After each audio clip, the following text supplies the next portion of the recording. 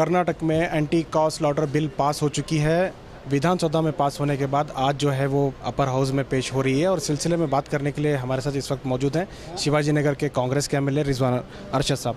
रिजवान अरशद साहब, आपने भी जो है विधानसभा में वॉकआउट किया था कांग्रेस की तरफ से, लेकिन ये लोग समझना चाह रहे हैं कि आखिर बिल की क्या स्टेटस है। अगर विधानसभा में अगर आपके वॉकआउट करने के बाद भी पास हो गई है तो अपर हाउस में क्या स्टेटस है? देखिए, बिल विधानसभा में बीजेपी की मेजॉरिटी है। जब बीजेपी की मेजॉरिटी है तो वो बिल तो ज़रूर जाहिर सी बात है कि पास करेंगे।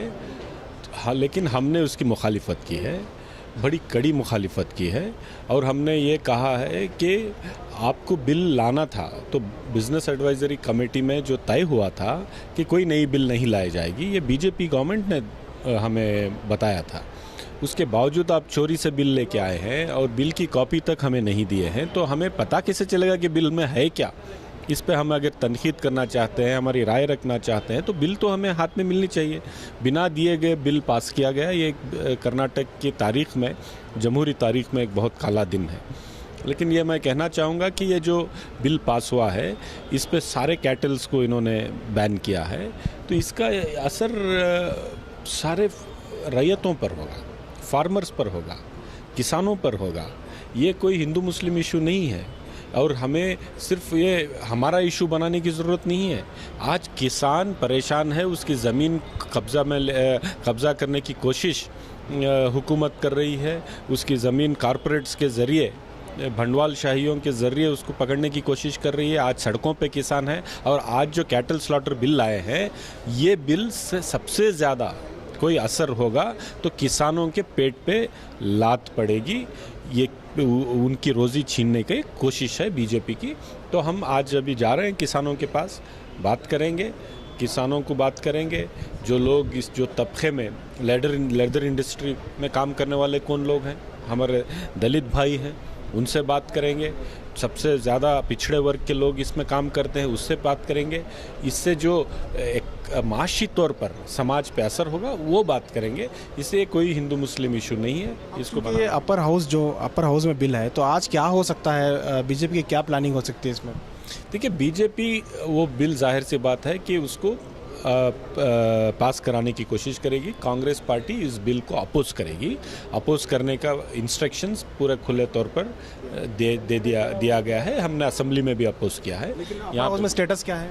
हमारी मेजॉरिटी कम है, लेकिन जनता दल के सपोर्ट से, जनता दल अगर हमारी हिमायत करेगी तो बिल हम डिफीट कर सकते हैं। उम्मीद है कि जनता दल एक किसान के फेवर में हमेशा बात करने वाली है, तो ये भी मामला जो किसान का है, क्या उम्मीद की जा सकती है उनसे?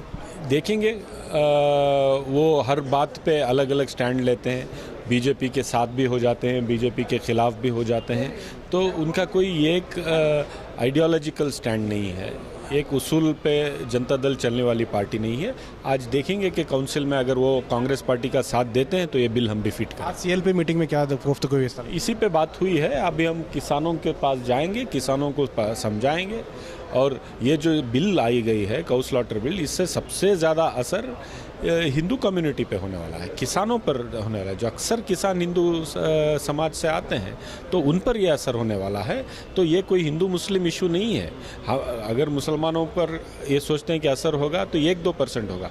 99% जो असर है हिंदू समाज के लोगों पर है, तो वो हम समझाएंगे। अगर बिल पास होती है तो हमें बड़े पैमाने पर एहतजाज देखने को मिलेगा? बिल्कुल। देखिए, इस पे जब लोगों के रोज़मर्रा की ज़िंदगी को कोई भी चीज़ असर करती है, कोई भी बिल असर करती है, तो कांग्रेस पार्टी आम लोगों की आवाज़ बनकर हमेशा उभरी है और इस बार भी उभरेगी और हम इसको पूरी तरीके से उठाएंगे। बहुत बहुत शुक्रिया। तो ये रिजवान अरशद साहब, इनका कहना है कि अगर बिल पास होती है तो एहतजाज भी होगा, किसानों से मिलेंगे, किसानों की, क्योंकि ये जो मसला है ये हिंदू मुस्लिम का मसला नहीं है, ये सिर्फ गोश्त खाने का मसला नहीं है, बल्कि ये किसानों से जुड़ी हुई एक तिजारत का मसला है। चमड़े के कारोबार हो या दीगर इंडस्ट्रीज़ हो, इससे बुरा असर पड़ सकता है। जो महाराष्ट्र में बयान हुआ था उसका भी तजिया करना चाहिए। इस सिलसिले में कांग्रेस की तरफ से आज सीएलपी मीटिंग भी हुई है और उसके बाद जो है इनका ये भी कहना है कि वो किसानों से मिलेंगे, इस ताल्लुक से बात करेंगे। कैमरा पर्सन समीर के साथ शाहिद काजी, बेंगलुरु।